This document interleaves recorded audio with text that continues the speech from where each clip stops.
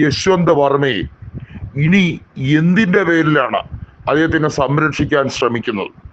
അദ്ദേഹത്തിനെതിരെ മതിയായ തെളിവുകൾ കണ്ടെത്തിയിട്ടും ഭരണകൂടം അദ്ദേഹത്തിനെ സംരക്ഷിക്കാൻ ശ്രമിച്ചുകൊണ്ടിരിക്കുകയാണ്.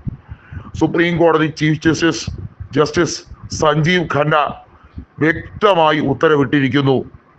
ഇദ്ദേഹത്തിന്, അതായത് ഡൽഹി ഹൈക്കോടതിയിലെ ജഡ്ജിയായിട്ടുള്ള യശ്വന്ത് വർമ്മയ്ക്കെതിരെ ജുഡീഷ്യൽ എൻക്വയറി ഉൾപ്പെടെയുള്ളത് നടത്തുക എന്നുള്ളത്. ജുഡീഷ്യൽ എൻക്വയറി വേണമെങ്കിൽ അതുമായി ബന്ധപ്പെട്ടൊരു അന്വേഷണ കമ്മിറ്റി തന്നെ തയ്യാറാക്കേണ്ടതായുണ്ട്. 2 ഹൈക്കോടതി ചീഫ് ജസ്റ്റിസുമാരും സുപ്രീം കോടതിയിലെ ഒരു ജഡ്ജിയുമാണ് ആ അംഗങ്ങൾ എന്നുള്ളതാണ് വ്യവസ്ഥാപിതമായിട്ടുള്ള നയം. അത് പാലിക്കപ്പെടുന്ന രീതിയിലേക്കാണ് ഇപ്പോൾ സഞ്ജീവ് ഖന്ന നിയമ നടപടികൾ സ്വീകരിക്കാൻ ഒരുങ്ങുന്നത്. സുപ്രീം കോടതിക്ക് സ്വമേധയാ ഈ വിഷയത്തിൽ കേസെടുക്കാം. മാത്രമല്ല, സുപ്രീം കോടതിയുടെ ഔദ്യോഗിക വെബ്സൈറ്റിൽ ഈ അനധികൃതമായ പണം കണ്ടെത്തിയതും ഇതുമായി അനുബന്ധ വാർത്തകൾ അതേപോലെ സോഷ്യൽ മീഡിയയിൽ പങ്കുവച്ചിരിക്കുകയാണ്. ഇതിലൂടെ ജസ്റ്റിസ് യശ്വന്ത് വർമ്മയുടെ എല്ലാ തരത്തിലുള്ള അഴിമതിയും പുറത്തു കൊണ്ടുവരികയും ഇത് പുറം ലോകം അറിയുകയും ചെയ്തിരിക്കുകയാണ്. ഇദ്ദേഹത്തിനെതിരെ നിരവധിയായിട്ടുള്ള അഴിമതി ആരോപണ കേസുകൾ മുൻപും നിലനിന്നിട്ടുണ്ട് എന്നുള്ളതാണ്. ഇദ്ദേഹത്തിനെ ഡൽഹി ഹൈക്കോടതിയിൽ നിന്നും അലഹബാദ് ഹൈക്കോടതിയിലേക്ക് ട്രാൻസ്ഫർ ചെയ്തുകൊണ്ട് അദ്ദേഹത്തിനെതിരെയുള്ള അന്വേഷണത്തിൽ നിന്ന് താൽക്കാലികമായി അതിൽ നിന്നും മോചിതമാക്കാൻ വേണ്ടിയുള്ള ഒരു ശ്രമം കേന്ദ്ര സർക്കാരിന്റെ ഭാഗത്തു നിന്നും ഉണ്ടായതായി റിപ്പോർട്ടുണ്ട്. അതായത് കേന്ദ്ര സർക്കാരിന് അനുകൂലമായ നടപടിക്രമങ്ങൾ എടുക്കുന്നതിൽ ഇദ്ദേഹം വഹിച്ച പങ്ക് വളരെ വലുതാണ് എന്ന് വ്യക്തമാകുന്ന സാഹചര്യമാണ് ഉരുത്തിരിഞ്ഞു വന്നിരിക്കുന്നത്.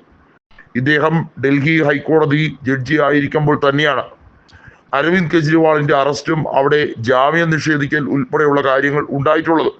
ഇദ്ദേഹത്തിനെതിരെ നിരവധിയായിട്ടുള്ള അഴിമതി ആരോപണങ്ങൾ ഉത്തർപ്രദേശിൽ തന്നെയുള്ള കോടതികളിൽ അഴിമതി ആരോപണവുമായി ഇദ്ദേഹം സ്ഥാനാരോഹിതനായിരുന്ന സമയത്ത് ഉൾപ്പെടെ നടന്ന വിവരങ്ങൾ ഇപ്പോൾ സുപ്രീം കോടതി ഓരോന്നായി ശേഖരിക്കുകയാണ്. ഇത് ഉൾപ്പെടെ വെബ്സൈറ്റിൽ പബ്ലിഷ് ചെയ്താൽ ഇദ്ദേഹത്തിന്റെ മോറൽ ഫെയിം, ഇദ്ദേഹത്തിന്റെ ജുഡീഷ്യൽ ട്രാക്ക് റെക്കോർഡ് തന്നെ കൃത്യമായി എന്തുമാത്രം ആരോപണ വിധേയനാണ് എന്നുള്ളത് സാധാരണക്കാർക്ക് മനസ്സിലാകും. ജുഡീഷ്യൽ സംവിധാനം എന്ന് പറയുന്ന ഈ രാജ്യത്തെ ഏതൊരു സാധാരണക്കാരന്റെയും അവസാന അത്താണിയാണ്. അതിനെയാണ് കളങ്കപ്പെടുത്തുന്ന രീതിയിലേക്ക് വന്നിരിക്കുന്നത്. ഇത് ചെറിയൊരു കാര്യമായി അല്ല ജസ്റ്റിസ് സഞ്ജീവ് ഖന്ന കണ്ടിരിക്കുന്നത്.